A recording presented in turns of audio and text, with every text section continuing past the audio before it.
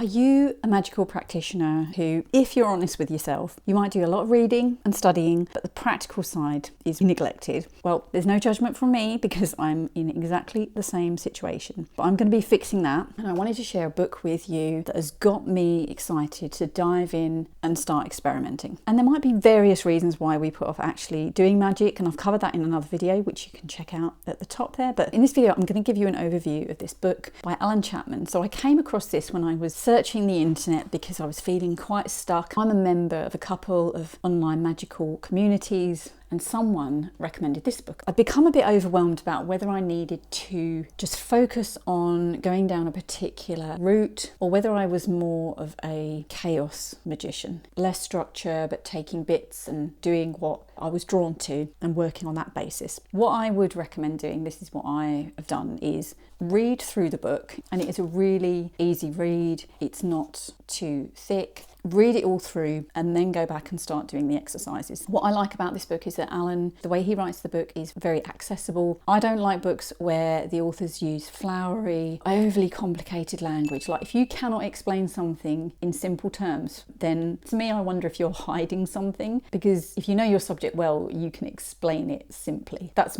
my opinion anyway. Alan is a bit sweary. If you have a problem with swearing, I don't at all, but that's just to let you know there's a bit of swearing in there. Each chapter is really short, and I like that too. He'll go through an explanation, and then at the end there'll be an exercise or exercises for you to go away and do. And in fact, I've gone away and done a couple of the exercises already, which were the sigil method. So let me just show you the chapters. I don't know if you can see that. Sorry, the light's really bright. So the chapter names aren't really going to tell you much, actually. So this is the bit that really got to me. I'll read a bit out. So the crossroads. It says, if you do actually have a go at magic, sooner or later you'll come to the crossroads. For a couple of years, my magical practice consisted of messing around with sigils. Eventually, I reached a crossroads. The sign pointing to the left said, quit dabbling with the occult and actually do something serious with your life. And to the right, go all out, balls to the wall, and dedicate your life to chasing the ideal of being the greatest magician that has ever lived. I have no idea what that means, but I do know that if you're not aiming to be the best you can be in any serious endeavour, you need to ask yourself why you're doing it. That got me thinking about, well, why am I doing magic? I do want to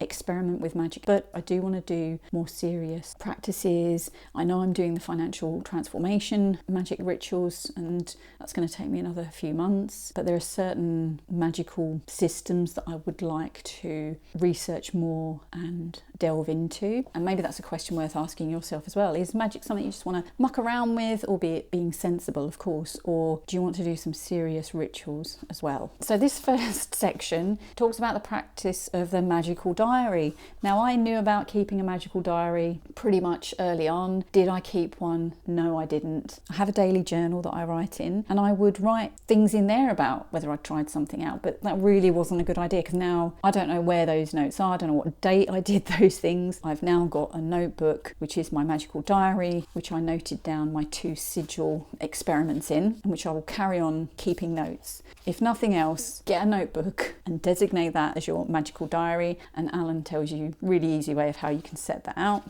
And then the next one, this was the sigil method. And what got me about this was that the first sigil is to create the sigil using the usual method. Create your glyph, and then you charge the sigil, then you wait for the results. The second one, you mentally state something you want to occur, and then you create your own glyph out of your imagination. You don't do the usual sigil creation method. You decide that the glyph represents that statement of your desire, and that's it. You charge it, record the outcome. And that's something that Alan says quite a lot. You decide what a specific object does. Maybe if you're more experienced, that sounds quite, oh yeah, well, yeah, duh. But to me, that was a bit like a permission slip. It was like, oh yeah, I get to decide what I want a specific thing to do. There are also things like keeping a dream diary. I was keeping a dream diary, but I was keeping so many different journals for so many different things. I got overfaced with it. I have started a magical journal, just like for reflections and things. And what I'm going to do with dreams is I'm literally going to write them in bullet points. I think before I was going into long-winded explanations, which is what I like to do because I like to reflect, but it was just too much. So I need to do it in ways that are manageable. So these ones do seem more involved.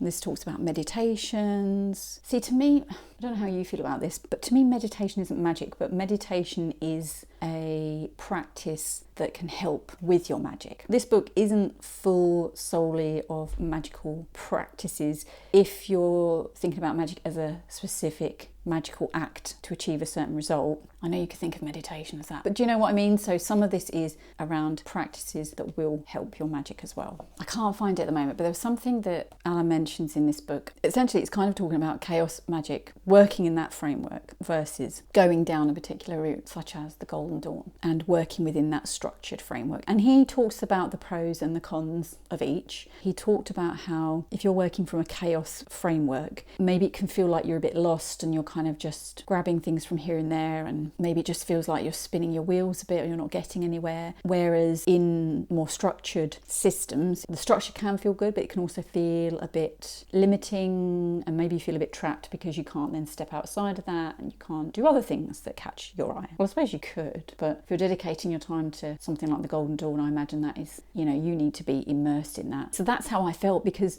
there's a part of me that really likes structure and being told, okay, this is what you do now and this is what you need to do for the next few weeks, and then we go on to this. But then there's also a part, when it comes to magic anyway, where I'm like, there's so much out there that I want to try, and if I committed to a single system, I wouldn't be able to do that. I think that's where I felt a bit stuck. Maybe that's also got in the way of me being able to really get stuck into magic, because I'm like, what do I do? Reading this has helped me realise that at this moment in time, I do not want to go down a fixed system like the Golden Dawn. There are elements of the Golden Dawn that I do practice, but I don't want to confine myself into a specific system at the moment. Maybe that will change in the future, I don't know. But for the time being, a more chaos magic framework appears to work better for me. I see this book as a bit of a call out to me. Stop letting fear, worry, like those things I talk about in my other video, stop those things getting in your way and just do it. So there's no reason why you can't get on with it, which is what I'm going to be doing. I hope that's been useful. If you've got any questions, let me know down in the comments, and I'll speak to you soon. Bye.